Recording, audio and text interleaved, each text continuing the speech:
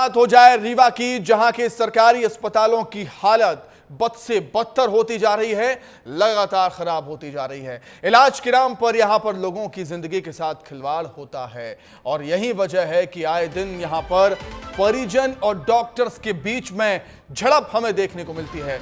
बावजूद इन सब के हालात जस के तस हैं। रीवा के गांधी मेमोरियल अस्पताल में डॉक्टर्स की लापरवाही के लिए, लापरवाही से हम कहेंगे कि फिर एक महिला की मौत होने का आरोप लगा है।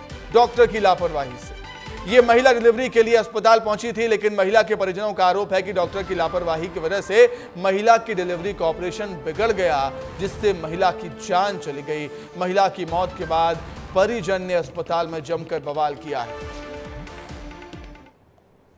डॉक्टर की लापरवाही मैडम लोग तो कोई मतलब नहीं है, मतलब बस अब 2 दिन से एकदम बढ़िया थी, खाना पीना खा रही थी, तीसरे दिन उसका लीवर कैसे खराब हो जाएगा, अभी तक नहीं खराब हुआ। डॉक्टर बचाने के लिए होते हैं कि ये बताने के लिए होती कि जिंदा है कि मर गई। अभी उनका कोई होता तो विदेश से डॉक्टर आ जाता कि भैया हाँ विदेश से आ गया, बात हो जाए। हम लोग नॉर्मल इंसान हैं तो मतलब जानवर हैं। यहाँ कुछ भी इलाज नहीं होता। यहाँ वही बॉटल लगा देंगे, ग्लूकोज का बोल देंगे सब ठीक है। बच्चे को कल से बुखार है, ऑपरेशन यहाँ गलत हुआ है। सीखने वाले स्टाफ के लोग ही ऑपरेशन किए हैं, जूनियर डॉक्टर ऑपरेशन किए हैं। तो सुना आपने किस तरीके से जो परिजन हैं वो डॉक्टर्स पर, अस्पताल प्रबंधन पर लापरवाही के आरोप लगा रहे हैं। क्या है पूरा माजरा, उसे समझेंगे और सीधे रुख करेंगे हमारे सहयोगी विवेक तिवारी हमारे साथ जुड़ गए हैं लाइव। विवेक, धरती पर अगर भगवान का रूप जिसे कहा जाता है, माना जाता है, तो वो डॉक्टर होता है, क्योंकि डॉक्टर लोगों की जिंदगी बचाते हैं। एक बहुत बड़ी जिम्मेदारी उनके ऊपर होती है, लेकिन अगर लापरवाही अगर डॉक्टर करेंगे तो क्या हालात होते हैं, हम सब देख रहे हैं। रीवा के अस्पताल में हो चुका है। विवेक, बिल्कुल सुमित, इस धरती का भगवान डॉक्टर को ही माना जाता है और डॉक्टर की एक बड़ी लापरवाही के कारण एक महिला की जान गई है। आपको बताएं कि अगर इस पूरे मामले पे बात कर ले कि एक महिला जो भर्ती कराया गया था, जिसको डिलीवरी केस के लिए वो भर्ती हुई थी, लेकिन उसकी जो डिलीवरी थी वो बहुत अच्छे ढंग से हुई, वो स्वस्थ थी, लेकिन डिलीवरी के बाद उसका स्वास्थ्य बिगड़ा और स्वास्थ्य बिगड़ने के बाद 2 दिन के अंदर उसकी मौत हो गई। अब परिजन ये आरोप लगा रहे हैं कि डिलीवरी तक महिला बिल्कुल स्वस्थ थी, लेकिन जब उसको किडनी में इंफेक्शन हुआ, यूरिन निकलना बंद हो गया, तो वो लगातार डॉक्टरों से संपर्क कर रहे थे, डॉक्टरों के पास जा रहे थे कि उसका इलाज किया जाए, यूरिन पास नहीं हो रहा है, लेकिन किसी भी डॉक्टर ने ध्यान नहीं दिया और इसी का नतीजा ये हुआ कि देर शाम महिला की मौत हो गई। और अब डॉक्टरों का यह कहना है कि किडनी में इन्फेक्शन हो गया था, इस कारण से महिला की मौत हुई है, लेकिन परिजन ये लगातार ये आरोप लगा रहे हैं कि किडनी में इन्फेक्शन इसी कारण से हुआ था क्योंकि यूरिन पास नहीं हो रहा था, डॉक्टर किसी प्रकार का ध्यान नहीं दे रहे थे और जो डिलीवरी हुई, जो 2 दिन की बच्ची है जिसने अभी संसार को अच्छे से देखा ही नहीं, वो बिना मां की हो गई है। तो एक डॉक्टरों की बड़ी लापरवाही, विंध्य के सबसे बड़े अस्पताल कहे जाने वाले संजय गांधी अस्पताल, जहां पर आए दिन ऐसी घटनाएं होती रहती हैं, आए दिन अगर ऐसी घटनाएं विवेक वहां पर हो रही हैं तो कहीं ना कहीं सवाल खड़े होते हैं, स्वास्थ्य व्यवस्थाओं पर सवाल खड़े होते हैं। जो लचर स्वास्थ्य सिस्टम है देश प्रदेश का, उस पर सवाल खड़े होंगे। विवेक, बहुत धन्यवाद, बहुत शुक्रिया आपका जुड़ने के लिए, तमाम बातचीत के लिए। अब आपको सीधे पंजाब के होशियारपुर लिए चलते हैं, जहां पर प्रधानमंत्री नरेंद्र मोदी पहुंचे हुए हैं। श्रद्धा पूर्वक नमन करते हुए 26 दिसंबर को वीर बाल दिवस मनाना तय किया और ये सिर्फ एक दिवस नहीं है, इतना बड़ा बलिदान, इतना बड़ा त्याग, इतनी बड़ी प्रतिबद्धता केरल के बच्चे को भी पता होनी चाहिए, आसाम के बच्चे को भी पता होना चाहिए, तमिलनाडु के बच्चे को पता होना चाहिए, बंगाल के बच्चे को भी पता होना चाहिए। और इसलिए हमने वीर बाल दिवस के द्वारा हिंदुस्तान की भावी पीढ़ी को प्रेरणा देने के लिए वीर बाल दिवस की परंपरा शुरू की है। हमने हरविंदर साहब के लंगर को टैक्स से मुक्त किया, विदेशी भक्त भी सेवा के लिए दान दे सके, इसके लिए हमने नियमों में छूट भी दी है। साथियों, विकसित होते भारत के सामने कुछ चुनौतियां भी है। कांग्रेस और इंडी गठबंधन की स्वार्थ की राजनीति, वोट बैंक की राजनीति ने देश का बहुत नुकसान किया है। इनका वोट बैंक, जो वोट बैंक के प्रति उनका प्यार था कि बंटवारे के समय के हमारे करतारपुर साहिब पर भारत का अधिकार नहीं जता पाए, यही लोग हैं जो अपने वोट बैंक के लिए लगातार राम मंदिर का विरोध करते रहे। अपनी तुष्टीकरण की इसी राजनीति की वजह से इंडी गठबंधन सीएए का भी विरोध कर रहा है। साथियों, आजकल देश के लोग इंडी गठबंधन वालों से संविधान की रट सुन रहे हैं। ये वो लोग हैं जिन्होंने इमरजेंसी में संविधान का गला घोंट दिया था। जब 84 के दंगों में सिखों के गले में टायर बांधकर जलाया जा रहा था, तो इन्हें संविधान की नहीं सूझी। तो पंजाब के होशियारपुर पहुंचे हैं पीएम मोदी। आखिरी चरण बचा हुआ है। लोकसभा चुनाव का आखिरी चरण में पूरी ताकत यहां पर लगा रहे हैं चुनाव प्रचार के लिए। आगे बढ़ते हैं।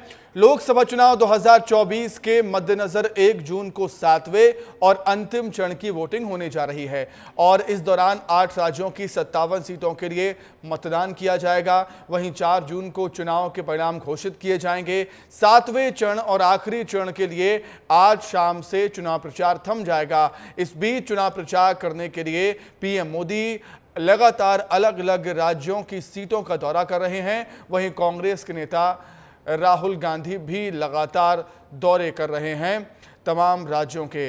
एमपी के सीएम मोहन यादव यूपी और पंजाब के दौरे पर हैं। वहीं राहुल गांधी झारखंड और उड़ीसा के दौरे पर हैं। बात करेंगे मुख्यमंत्री डॉक्टर मोहन यादव की, जो कि पंजाब और यूपी में है। सीएम ने अमृतसर के स्वर्ण मंदिर में दर्शन किए, मत्था टेका और इसके बाद उन्होंने प्रबुद्ध जनों से चाय पर चर्चा की है। सीएम दोपहर करीब 12:20 पर यूपी के देवरिया में बीजेपी प्रत्याशी शशांक मणि त्रिपाठी के समर्थन में रोड शो भी करेंगे। सीएम दोपहर 3:10 पर रॉबर्ट्सगंज में प्रचार करने के लिए जाएंगे। 3 कैमरों से 3 तस्वीरें हैं सीएम डॉक्टर मोहन यादव की, आप देख रहे हैं। आखिरी चरण है, अंतिम चरण है लोकसभा चुनाव का और पूरी ताकत सीएम डॉक्टर मोहन यादव ने भी लगा दी है। मध्य प्रदेश के अलावा अलग अलग स्टेटों के दौरे पर हैं, स्टेट्स के दौरे पर, प्रदेशों के दौरे पर हैं सीएम डॉक्टर मोहन यादव। पंजाब पहुंचे, स्वर्ण मंदिर में मत्था टेका था। अमृतसर साहिब में मैं आकर के दर्शन कर रहा हूँ। गुरु मंदिर के दर्शन करके जो जीवन धन्य होता है, उसका आनंद का एहसास शब्दों से नहीं हो सकता, वह अंतरात्मा से होता है। मैं पवित्र हरमंदिर साहिब में आकर दर्शन करके यहाँ से परमात्मा से कामना कर रहा हूँ कि हमारे बीच वापस थोड़ा सा भारत को आगे बढ़ाने का, जिसकी शुरुआत परम पूज्य गुरु नानक देव जी के मुखारबिंद से हुई थी कि ये देश दुनिया में नंबर 1 का देश बने, मानवता की स्थापना हो, हमारी संस्कृति दुनिया में अपनी अच्छाई का परचम लहराए। मैंने यही कामना की और निश्चित रूप से भगवान की कृपा होगी तो फिर एक बार हमारी अपनी सरकार भी बनेगी। आगे बढ़ते हैं। मध्य प्रदेश के नरसिंह घोटाला मामले में एक के बाद एक कई खुलासे सामने आ रहे हैं। इस बीच आरोपी राधा रमन शर्मा की जमानत याचिका सीबीआई के विशेष अदालत में लगाई गई। चारों आरोपियों को कोर्ट ने 1 जून तक सीबीआई रिमांड के लिए भेज दिया है, जहां आरोपी रवि भदौरिया को पिता के अंतिम संस्कार में जाने की इजाजत दी गई है, लेकिन अंतिम संस्कार के समय आरोपी के हाथों में हथकड़ी रहेगी। वहीं इस मामले में शिकायतकर्ता रवि परमार के वकील ने जमानत याचिका पर आपत्ति जाहिर की है। फर्जीवाड़े मामले में सीबीआई ने 4 आरोपियों को कोर्ट में पेश किया है। 1 जून तक सभी आरोपियों को सीबीआई अपनी हिरासत में रखेगी। आप देखेंगे कि सीबीआई की जो टीम है ये आरोपियों को लेकर जा रही है, लेकिन एक सबसे बड़ी बात है कि सीबीआई ने कुछ दस्तावेज प्रस्तुत किए हैं जिससे सीबीआई को फिर से जो रिमांड है उनकी एक्सटेंड कराई गई है। सीबीआई के तमाम अधिकारी हैं जो इस 4 आरोपियों को लेकर जाती हुई कोर्ट से नज़र आ रही है। सीबीआई की तरफ से कुछ साक्ष्य प्रस्तुत किए हैं जिसके आधार पर कोर्ट ने रिमांड एक्सटेंड कर दी है। हालांकि रवि भदौरिया एक आरोपी है, उसको सशर्त जमानत दी गई है कि वो अपने पिता की अंत्येष्टि के समय मौजूद रहेगा और पूरी कस्टडी में रहेगा। कस्टडी में जब अंतिम संस्कार हो जाएगा फिर से सीबीआई को हैंडओवर कर दिया जाएगा। और आप देखेंगे तमाम सीबीआई के अधिकारी आरोपियों को लेकर जाते हुए कोर्ट से, और 1 जून तक फिर से इन्हें कोर्ट में पेश करना होगा और साथ ही ये बताना होगा कि आखिर आरोपियों के खिलाफ क्या साक्ष्य थे, और तमाम साक्ष्य के साथ ये कोर्ट में इन्हें फिर से पेश करके संभवतः इनको फिर जेल रिमांड पर भेज दिया जाएगा। मैं दीपक शर्मा के साथ विवेक पांडे, विस्तार न्यूज़, भोपाल। लोकसभा चुनाव का दौर चल रहा है, मतलब लोकसभा चुनाव अंतिम दौर में पहुंच चुका है, आखिरी चरण बचा हुआ है, लेकिन आरोप प्रत्यारोप लगातार लगाए जा रहे हैं एक दूसरे की तरफ से, चाहे वो पक्ष हो या विपक्ष हो। और इसी कड़ी में छत्तीसगढ़ में बीजेपी ने कांग्रेस पर एक और कार्टून अटैक कर दिया। छत्तीसगढ़ बीजेपी का कांग्रेस पर हमला है। कार्टून अटैक के जरिए महिलाओं की सुरक्षा और सम्मान पर सवाल किया गया है और कहा गया है, बताया गया है इस कार्टून में बीजेपी की तरफ से कहा गया है कि कांग्रेस में होता था महिलाओं का अपमान, बीजेपी में मिली है महिलाओं को सुरक्षा और सम्मान। ये कार्टून देखिए आप, कांग्रेस शासन में किस तरीके से महिलाओं का अपमान किया जाता था कार्टून में दिखाया गया है। वहीं दूसरी तरफ आप देख सकते हैं कि महिलाओं का अपमान करने वाले आरोपियों को किस तरीके से पुलिस डंडे से पीट रही है वो दर्शाया गया है। एक तरफ कांग्रेस का शासन, दूसरी तरफ बीजेपी का शासन। और इसी पर अधिक जानकारी के लिए सीधे हम रुख कर लेते हैं, हमारे सहयोगी अनमोल तिवारी रायपुर से हमारे साथ जुड़ गए हैं लाइव। अनमोल, आखिरी चरण लोकसभा चुनाव का बचा हुआ है, चुनाव अंतिम दौर में है, लेकिन जो आरोप प्रत्यारोप वार पलटवार हैं कि थमने का नाम नहीं ले रहे। आखिरी चरण के आखिरी तक लगातार कार्टून अटैक हम देख रहे हैं।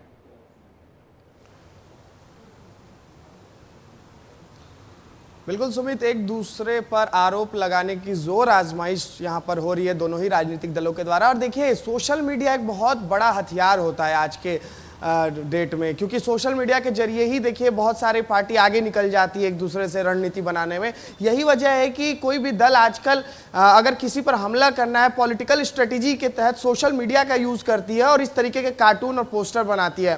बीजेपी इसमें बहुत माहिर है। देखिए, अभी उन्होंने कांग्रेस पर तंज कस दिया है, फिर से एक बार मुद्दा उछाल दिया है कि कांग्रेस के कार्यालय में किस तरीके से महिलाओं का अपमान होता है और बीजेपी के शासन में महिलाओं की सशक्तिकरण की बात होती है। इस तरीके से देखिए, बीजेपी हमेशा से ये करते आई है और उनकी एक तय रणनीति के तहत इस कार्टून को भी जारी किया गया है। सुमित, तो आप समझिए कि अब नतीजे आने हैं। 4 जून का वक्त, बहुत कम दिनों का वक्त रह गया है।